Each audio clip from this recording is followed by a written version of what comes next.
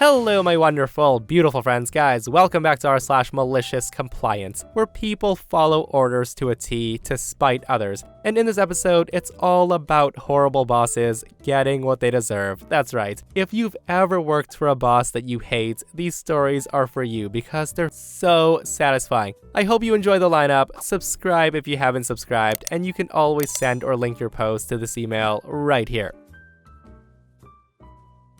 So many years ago, I was working one of my first jobs in a little cafe, nearing the end of my training period. It was a quiet day, perfect to put the newbie on with only one experienced staff member. The staff member called in sick, however, and the boss had to come in to cover, until Sue could come in early. Now, the boss wanted to use the time on site to do paperwork in the back, and he says to me, "I'll be in here if you have any questions." And I, very annoyingly, had a lot of questions. How to avoid an incorrect transaction, where to find more special paper for the credit card machine, what to do when the coffee grinder stops working. The list went on and on. Again, new hire. Finally, the boss got sick of me and said, "Look, I'm busy. Don't bother me unless it's an emergency. Let me know when Sue's here." Shyly, I replied, "That's what I came to tell you. Sue just arrived." The boss then said to me, "Great. Any more questions, ask her. Don't bother me anymore." So with that, Sue took over the coffee area and got me on restocking, clearing tables, emptying the bins, and other necessary grunt work. Taking out the garbage, I went out to the outside bins through the staff parking lot, and I saw my boss's old car there with the headlights still on. I thought maybe I should tell him, so I went back to my boss's office and said, "Boss." Seeing me again, boss gives me a scowling look and he snapped at me saying, "Is this an emergency?" I replied, not to me." He then says, "Then go away, leave me alone." And with that, I left quickly. I went to tell Sue instead. So I went up to her and said, "Sue." But then I changed my mind and said, boss doesn't want to be disturbed unless it's an emergency, so I'm supposed to ask you if I have more questions." Sue and I worked pleasantly until the end of my shift a few hours later. As I gathered my things to leave, boss ran by me, knocking into me a bit. Without turning around to see if I was okay, boss said, "Sorry, I'm in a rush, I'm late." I slowed down to see what happened next, getting out my brick of a phone to text my mom that I was on my way home. I could hear my boss swearing and he calls OP. And with that I'm thinking, oh no, boss realized what I was gonna tell him earlier. I was in trouble. He says to me, "Can you bring your car in and give me a jump start? My battery's dead." I respond, I walked here. I live 10 minutes up the hill." I then raced off before boss could blame me. The next time I was on shift with Sue, I asked what happened, and she said, "The boss left his headlights on. He came out to a dead battery." Boss then tried to jump start it with my car, but it didn't work. He had to call a taxi. She then says to me, "It's funny that neither of us noticed the lights were on when we walked by it," giving me a wink. I chuckled at that. I can only imagine why she didn't say anything either. Yes, guys, the a-hole boss getting the karma they deserve. Like, what a crappy boss though. Like, your job is to basically help out the new hires and walk them through things. But that Karen boss just basically threw OP to the sharks that day. And honestly, I bet the guy wasn't even working in that office. This person shares their comments about a bad boss that says, "I was a new manager at a restaurant, and the manager who was supposed to close with me decided to leave early and said, 'Don't call unless there's a fire.' As I walked past the kitchen, after the staff was gone, I noticed a flashing light. Something under and to the side of the flat top was on fire. It was small but hard to get to. I tried everything I could to pour milk on it at first, but no prevail. So I called the manager who left me. I was kind of laughing at this point because what else do you do in a small stressful situation? I say to him, so do you know how you said to call you if there's a fire?" The guy was so mad that I was finding humor in the whole thing. He told me to use the fire extinguisher, and I did. The next day, him and I were both in trouble. Him for leaving me, and me for using the fire extinguisher because they needed to clean a lot and throw away some product. I told them next time I'd let the place burn down. I was there for a couple of more months until I found a new job, as it was overall an awful company to work for. Yeah, I'd say so. Like, reading this comment made me shake my head so much, guys. Like, the person got in trouble for using a fire extinguisher to put out a fire, resulting in damaged product. Like, the boss knows that a few $100s in store product lost is way cheaper than letting the whole place burn down, right? Because that's the alternative.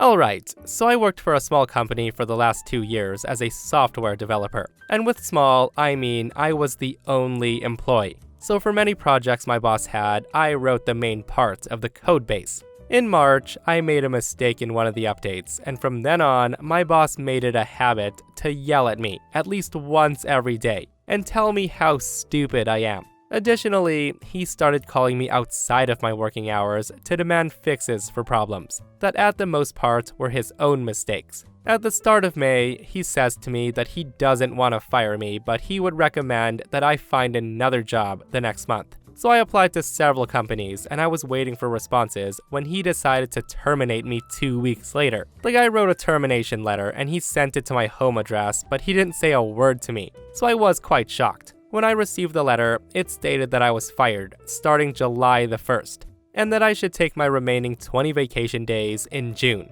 But in Germany, where I work, the employer is only obligated to give you the rest of your annual leave if you worked more than 6 months in the company for the year. Additionally, an important project, which I had been working on since February, was due mid-June, and not even close to being finished because my boss had prioritized tickets from other projects. So I wrote my boss that I would like to take the vacation days immediately, as written in the termination. But if he needed help finishing the current project, I would be willing to have the remaining vacation days be paid out to me. As soon as I sent the message, I saw in the chat program that he was typing. He answered that the number of vacation days in the letter of termination was a minor spelling mistake, that I only had 6 days left. After a quick chat with my friend's parents, who's an attorney, he starts laughing when I told him my boss's reaction. I then wrote my boss a formal email in which I informed him that I would definitely take the vacation days as stated in the letter. And because terminations also stated that the remaining vacation time will not be paid out, and I will withdraw the regarding offer.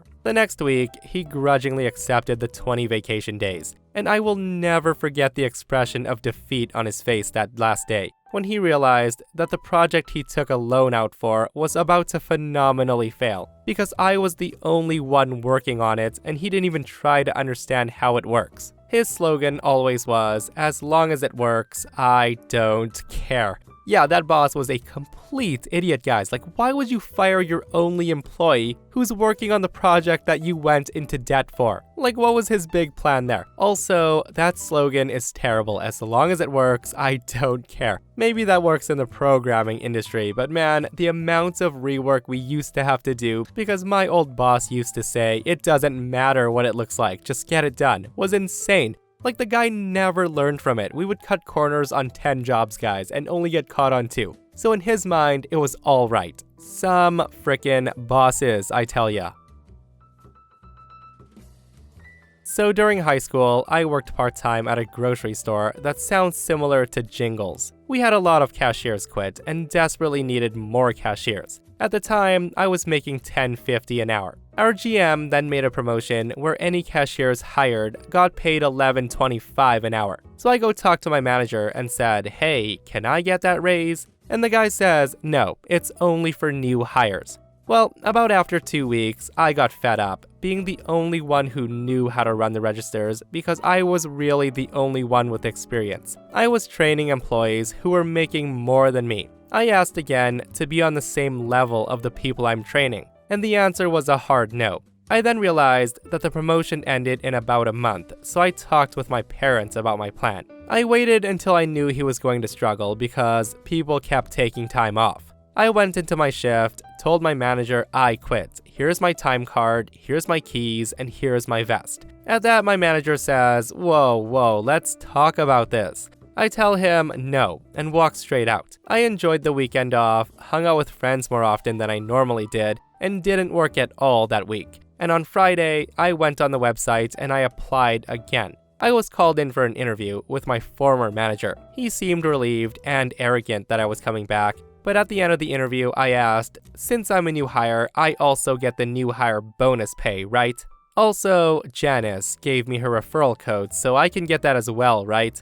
I could tell my boss was very unhappy, but I did end up getting both. I missed 3 days of work, but I ended up making more from the referral bonus, and I got myself a 75-cent raise. Seriously, I have no idea what management was thinking with that little promotion, guys. Let's pay the new employee who absolutely knows nothing, that has less work responsibilities, more than the person that's currently employed and training them. Like, what a slap in the face. No wonder that place was struggling to keep workers. And guys, I only wished everybody followed what OP did and quit and then got rehired. Wouldn't that have been something? So at my last job, my boss, who we'll call Karen, hated me. She would turn everything into a competition, she mocked me publicly, she took credit for my work, and she divulged my personal medical information in front of all of our coworkers. She was cruel. Needless to say, I avoided her as much as I could. So now that the stage is set, here's the context. This took place end of 2020. Corona was blazing, and I had just had my first baby. I was a nervous wreck my entire pregnancy, working from home and being extra careful. After mat leave, I had returned to the office with some precautions set in place. My boss actually became crueler to me over the first few weeks back, and she suddenly announced that regardless of any negative feelings towards it, she had decided that we all had to attend this training in another state. Now keep in mind that at this point, there were mandatory 2-week at-home quarantines in place for anyone coming back to my state. But my boss fully planned on ignoring those quarantines and demanding we all return to the office as soon as we got back. I was carrying a heavy workload and pulling a lot of the weight around the office, and I had some rank.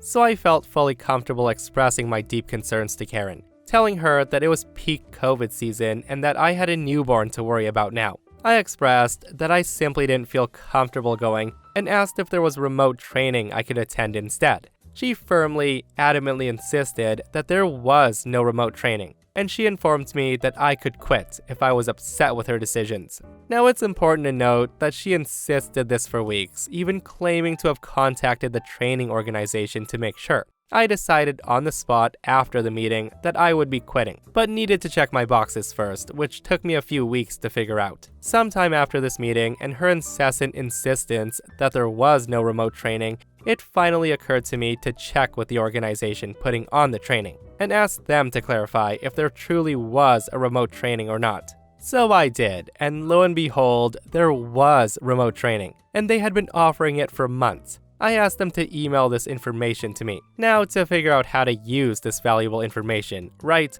Wrong. As soon as I stepped back in the office, Karen starts fake empathizing with me out of nowhere in front of all of our coworkers, saying she really wished that she didn't need to force me to go to this training with my newborn and all. So I said to her, if you feel so bad, let me go to the remote training. She then looked at me in surprise and her face turned beet red. Before she could fight me, I pulled up the email with the information and I read it out loud in front of all of our coworkers. No one said anything, they just stared wide-eyed at her while she blubbered like a fool. Long story short, after pulling that fast one on her, I pulled her into a private meeting and gave my notice, and she was horrified because as I stated prior, I carried a lot of responsibilities around the office. But like she said, I could quit if I didn't like her decisions, so see you later. My goodness guys, just picturing OP reading that email in front of everyone and Karen getting embarrassed makes me so happy. But seriously, like what did she get out of forcing everyone to go? I'd imagine sending everyone would cost the company a lot of money. Or is this the case where some people just love to flex their position of power, guys, and whatever I say goes? Whatever the case, good on OP for leaving a toxic boss. Oh, and one more thing, OP should have gone to HR and destroyed that Karen. Like she hated OP to the point where she divulged OP's personal medical information in front of all coworkers, and that's messed. I'm pretty sure as a boss, that's highly illegal. So I'll keep the details as vague as possible because I'm still with this organization. I work for a government department. We have offices and locations all over the state. I'm based out of a city that's about a 2-and-a-bit-hour train ride to our head office. At the time, I was working in a team that had members working remotely all across the state, looking after policy, process, and quality assurance. Our old manager had gone and gotten himself promoted for being genuinely brilliant in his role. So our new manager, Steve, was hired in from the glorious world of banking. And in his words, he was here to whip us lazy public servants into shape.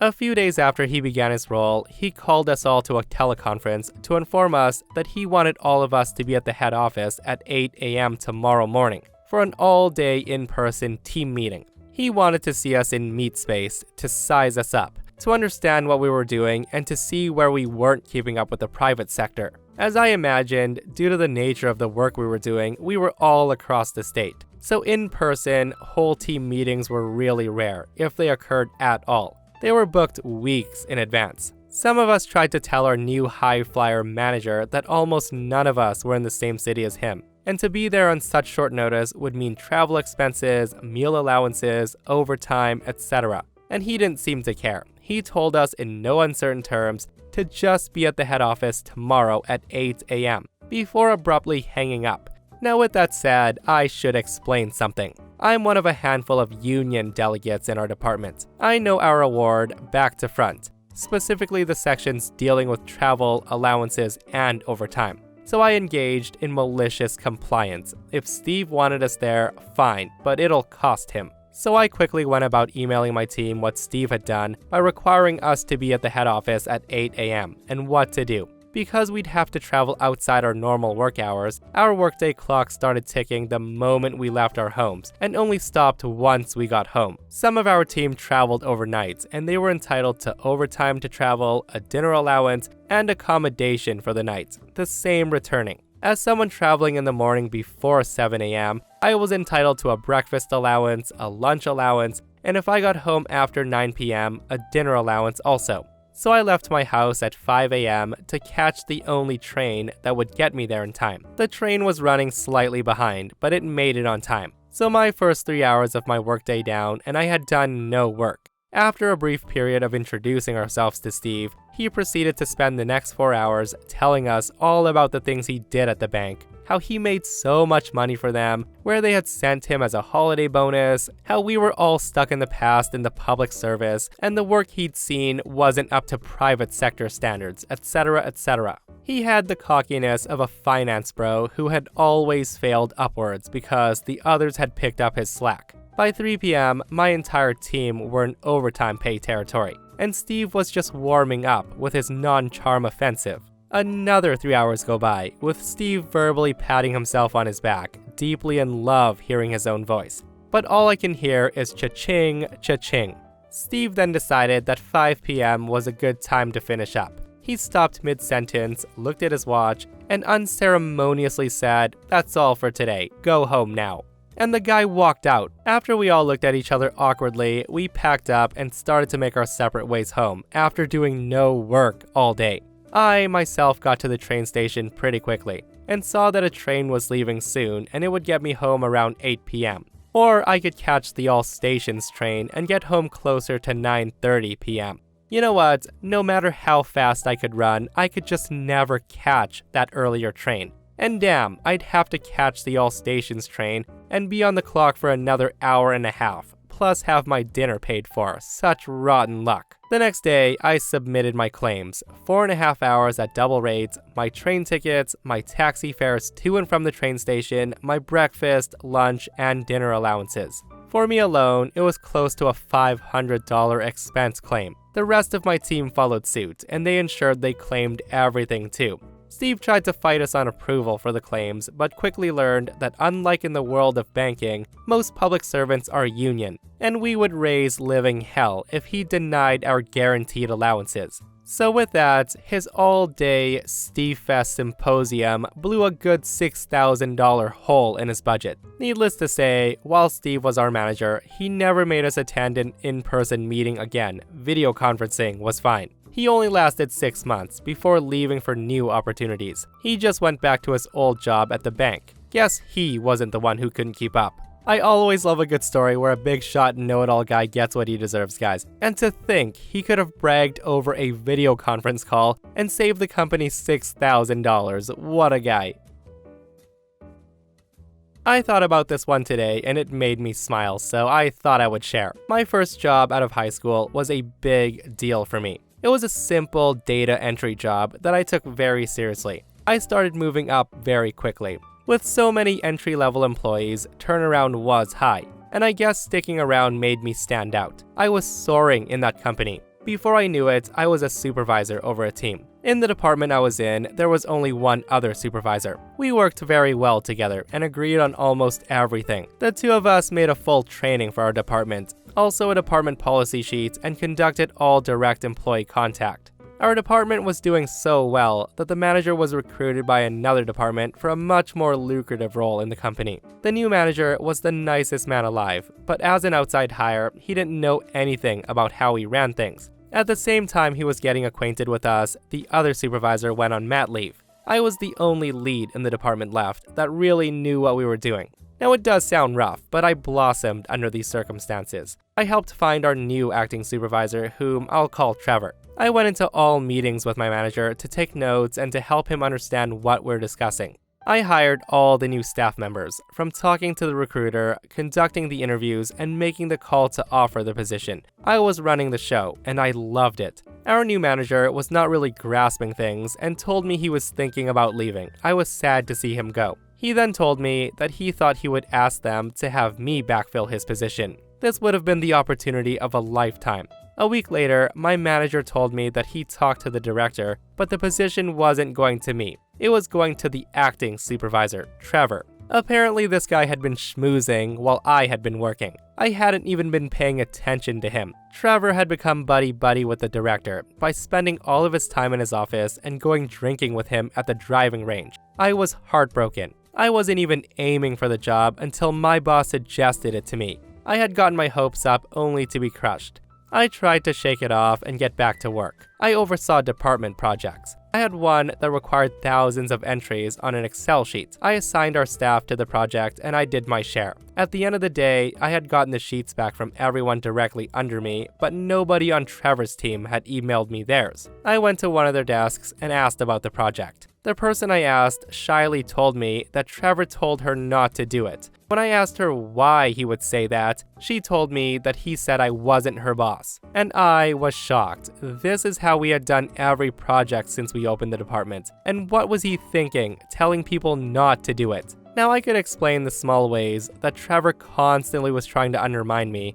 or the almost jealous behavior he displayed towards me, but this story is long enough. I'll just say that while shocking, it wasn't out of character for him. Then I realized what a golden opportunity this was. I decided to maliciously comply. I just nodded and thanked her for her help. The next day, the director called the manager and supervisor into his office. He asked me why the project wasn't completed the day before. I shrugged and told him I had sent it out to the team like I always do, and had even done a chunk of it myself. I then looked at Trevor. The look he gave me. The guy was pale, and he looked at me as if I was about to sentence him to death. When Trevor eventually tried to explain that he told the staff under him not to do it, the director asked everyone but Trevor to leave the office. The project had been related to payroll, and Trevor had royally screwed over the payroll staff. The director was livid. He was in there for over an hour. I heard the director raise his voice more than once, which was wild. The doors and office walls were glass. So when I passed by the office a bit later, I saw Trevor with his head down while our director was shaking his head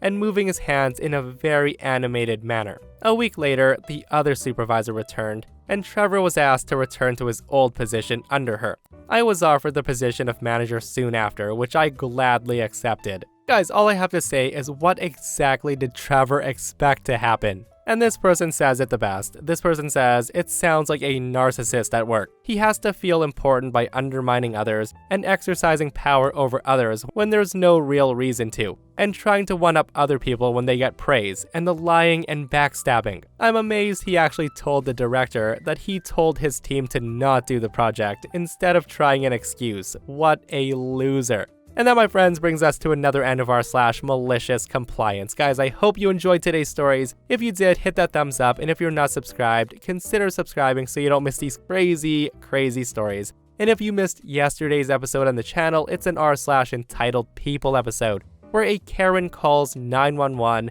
and tries to get OP jailed for being naked at a nude beach. It's such a crazy story, so go check it out if you haven't. And myself and Stevie Boy will see you guys in the next one. We love you.